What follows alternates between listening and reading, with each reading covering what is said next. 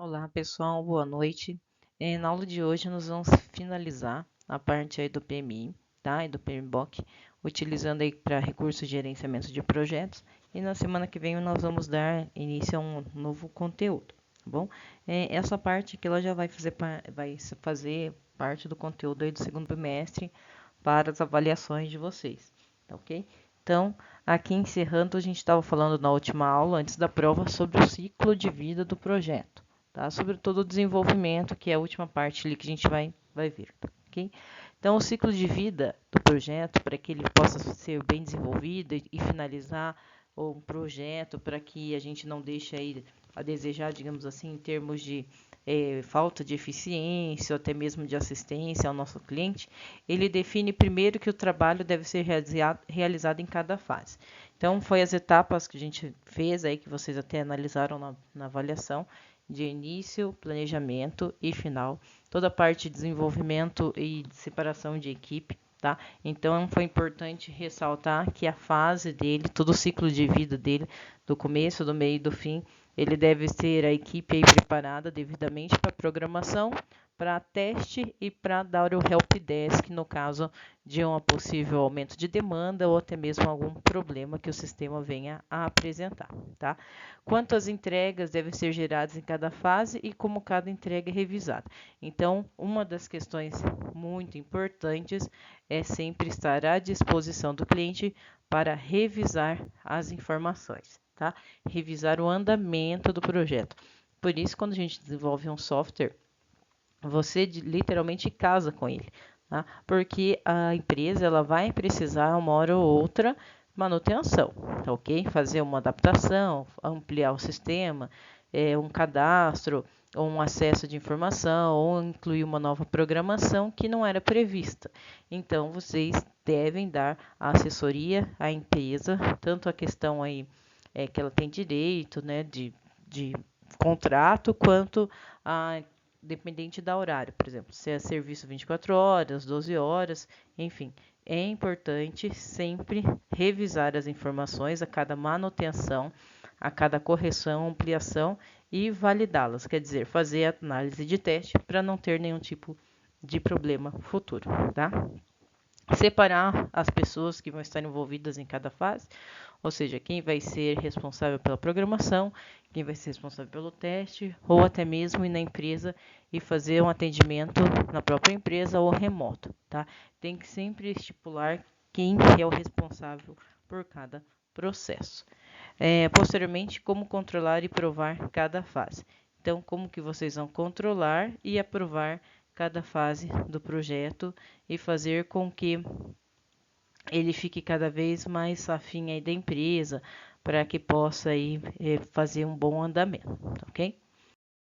Na sequência, nós temos aqui as fases aí, finalização do ciclo, tá? Então, olha só a imagem. Eu tenho aqui as entradas, as fases, as saídas e a entrega, tá?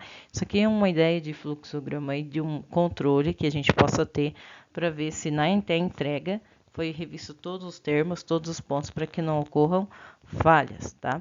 Então, aqui nas entradas, a gente teve a ideia principal do projeto e separou a equipe de gerenciamento. Então, a entrada, o início do projeto, ele foi feito como? Com o meio, a ideia base, né? E separando as equipes aí dos processos, para trabalhar com cada área. Posteriormente, nós temos as fases de iniciação, intermediária e final. Cada fase dessa corresponde a um dos elementos que nós vimos, que era o termo de abertura, que foi um dos documentos que vocês mais demoraram para fazer, que seguindo o PMBOK, foi justamente aí a parte de integração, o escopo, que é o que demorou mais para contar, vamos dizer, a historinha do sistema, tá ok? Como é o sistema, para que serve, qual a finalidade dele. Então, termo de abertura e escopo, tá? Para constar aí todas as informações. Isso é o que a gente considera hoje como iniciação.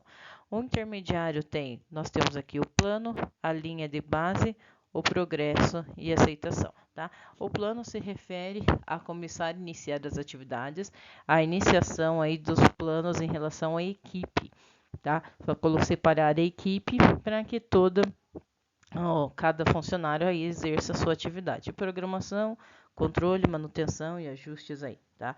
A linha de base é o desenvolvimento já, principalmente tá no caso de vocês aí para a linguagem de programação, a segurança em TI, o progresso se refere já ao, vamos dizer, você fez o programa, fez os primeiros cadastros, fez as primeiras alterações, inclusões do sistema e você começa a fazer testes. Então, o progresso, você vai testar aquilo que já se desenvolveu, tá? Então, a linha de base é linha de produção. Vamos produzi-lo, fazer a programação. Progresso, nós fazemos análise de testes. E a aceitação dentro da fase intermediária é quando eu tenho o ok destes testes, quando eu não preciso mais fazer nenhuma correção da programação ou daquilo que o cliente está recebendo. Na questão final ainda do desenvolvimento, nós temos então uma aprovação. Essa aprovação, ela se faz junto com o meu cliente, tá? Onde eu vou desenvolver e mostrar para ele tudo aquilo que foi elaborado, tudo aquilo que foi desenvolvido, e daí verificar se ele não quer nenhuma outra alteração. Tá, ok? Então, a aprovação, vamos dizer que seria aí uma reunião que nós fazemos com o cliente para ver se estão de acordo as informações que ele precisa dentro do sistema. E depois, aí sim, dentro dos conformes, nós fazemos a entrega, tá? A entrega, ela já entra aqui na parte final de entrega do projeto, ok? Que quando nós fazemos, então, a entrega e o acompanhamento da instalação do produto final. Tá? Isso aqui, pessoal, é um recurso, é um encaminhamento do próprio, como eu coloquei aqui para vocês, a fonte, ó, é do PMBOK, tá? De 2004, porque ela não sofre muitas alterações, para justamente entender o panorama total desses 9 passos aí que vocês seguiram e fizeram para o cliente ter informação do seu sistema, ok? Então, o ciclo de vida aqui finalizando. Nós temos custos. Então, principalmente em relação, a gente trabalhou 2 pontos que são muito importantes, tá? O ciclo de vida dos projetos e os custos, tudo aquilo que foi gasto. Então, os níveis de custo, pessoal, são baixos no início. Então, nós tivemos aí o custo baixo em relação a pagar funcionário, em manter a estrutura da empresa, né? E, inclusive, aí com pequenas situações que precisam ser estudadas ou acompanhadas em relação ao mercado, fazer pesquisa de mercado para o bom desenvolvimento do projeto, tá? Mas elas atingem aí um valor que tende a aumentar máximo durante as fases, principalmente intermediárias, e conforme aí a finalização, tá? E cai rapidamente conforme a finalização. Então, na parte intermediária, aquilo que nós temos um custo maior. Olha só, aqui nós temos um gráfico, tá? Vou selecionar aqui para vocês, que é em relação ao eixo, vamos dizer, eixo Y aqui, que é o custo pessoal, custo de pessoas, ele tende a aumentar conforme o tempo, tá? A fonte, olha só, próprio PMBOK 2004, tá ok? Então, eu tenho que o custo com pessoas e o custo com tempo, eles vão sofrendo variação de uma forma unilateral. Quer dizer, se subiu uma situação, aumentou o custo com pessoas, também muitas vezes aumenta o tempo. Por quê? Na fase inicial, a gente está fazendo o desenvolvimento e acertando as etapas do projeto a serem desenvolvidos. Na fase intermediária, que entra o desenvolvimento da programação, a análise de teste e aceitação ali para ver se está tudo ok antes da reunião com o cliente, é onde eu preciso ter muitas vezes a equipe 100% em atividade, que é a fase intermediária, tá? Significa que muitas vezes é necessário pagar hora extra, eu tenho um tempo maior de exposição para fazer nesse projeto devido ao tempo, devido à entrega, então eu tenho um pessoal trabalhando mais efetivamente, inclusive aí fases que eu posso ter mão de obras terceirizadas, vamos dizer, se a minha empresa é só de desenvolvedores, só de programadores, eu preciso aí ter alguém para cuidar do layout, ou ter alguém, se não for da minha empresa, também na parte de segurança.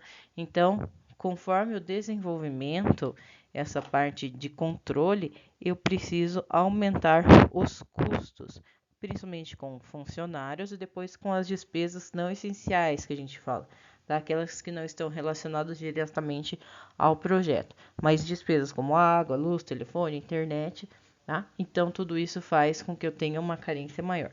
Outra situação que entra aqui também visitas esporádicas na empresa, tá? Se eu tiver que fazer uma instalação, prestar serviço de rede, digamos assim, que a empresa pague por isso também. Então, eu posso ter situações, dependendo do contrato que vocês fizerem com cada cliente, que possam agregar maior custos. Tudo vai depender, pessoal, do contrato que for estipulado com a empresa. E na fase final, então, esse custo ele tende a diminuir, tá? Diminuir. Por que ele tende a diminuir? Porque vai ter serviços que eu não vou precisar mais. Eu tenho serviços que eu vou poder, por exemplo, se era um cabeamento de rede, se era uma parte de desenvolvimento, instalação do meu programa na empresa, serviços terceirizados eu não necessito mais, porque já foi feito, no caso, a implantação. Eu posso estar fazendo a entrega ali com o meu próprio pessoal e uma quantidade mais limitada de pessoas, tá? Então, por isso que a parte final, ela depende de menor custo e de menor tempo. Na sequência aqui, nós temos a influência aqui de duas situações, tá? Das partes interessadas, que é o meu próprio cliente, partes interessadas, com o custo das mudanças, que é a parte de implementação, justamente, tá? O nosso gráfico aqui, ele tem uma relação de baixo para alto, tá? No eixo Y, vamos dizer, e em relação ao tempo de desenvolvimento do projeto, tá? Isso aqui retrata o seguinte, pessoal, tempo. A gente pode analisar que dentro desse parâmetro eu tenho aqui a influência das partes interessadas, então a influência do próprio cliente, tá? O cliente, muitas vezes, ele é o responsável por eu atrasar o projeto, porque vocês na prática percebem que muitas vezes ele pede um serviço e esse serviço vai aumentando, ele vai pedindo cada vez mais inclusões, vai pedindo uma gama de situações para consultar, para incluir no sistema, de nota fiscal, de cliente, de fornecedor, e isso às vezes não tem fim, né? Então a gente precisa limitar com o nosso cliente que o programa vai ser específico para tal situação, se for só para registro de informações, de nota, de cadastro, ou se é um desenvolvimento na área de segurança, em TI, que ele é específico para segurança, que ele é específico para fornecedores, que ele é específico para vendas. Então, eu tenho que delimitar com o meu cliente, lá no início, na iniciação, o que é o sistema e para que ele vai servir, tá? Porque senão o nosso próprio cliente, ele é a pessoa que, olha só, bem no início, por isso que aqui esse ponto do inicial que eu deixando de cor mostarda para vocês verem, ele é o ponto mais alto na iniciação, logo no começo, porque aqui o meu cliente, ele pode influenciar constantemente no projeto. E é o ponto que eu tenho menos custo, tá? É o ponto que eu tenho menos custo, que é a parte de iniciação. Lá no final, eu tenho, então, que a influência do cliente, ele tende a diminuir, porque o programa já está quase pronto, e dentro dessa norma, dentro dessa orientação do PMBOK, a gente tem que delimitar justamente que tipo de programa que é feito e quanto tempo será aplicado, quanto tempo tem até a instalação e qual o objetivo do programa. E os meus custos, vejam só, eles foram lá para cima, aumentaram, tá? Em função da questão da equipe, em função do desenvolvimento. E outras atividades, como eu falei para vocês, que seria eu precisar de um funcionário dentro da organização, precisar de alguém, inclusive, que a gente não comentou, mas que acontece muito, alguém para ensinar as pessoas a mexer com o sistema, tá? Muitas vezes aí, né, o que é o mais comum, deveria ser, a empresa paga para que alguém ensine os seus funcionários a saber lidar com as áreas, tá? Algumas simplesmente jogam o sistema lá e deixa o funcionário se virar. Outras, que seria o mais idôneo, elas pagam esse tipo de serviço. Então, também já teria o deslocamento de um funcionário e alguém para ir lá ensinar as pessoas a utilizarem. Por isso que no início aqui desse gráfico, há uma grande influência daqueles que estão comprando o sistema no início e um baixo custo. Na sequência, a gente vê então que posteriormente o custo ele tende a aumentar para mim e diminui as influências do das partes interessadas, que é do próprio comprador, tá ok? Aqui, pessoal, com essa ferramenta do PMBOK, espero ter ajudado vocês a conseguirem organizar melhores os projetos, inclusive no dia a dia do trabalho de vocês, para quem de vocês já estão trabalhando com a área de desenvolvimento em programação, tá? E para a semana que vem a gente começa um novo conteúdo aí dentro do segundo bimestre. Obrigada e até logo.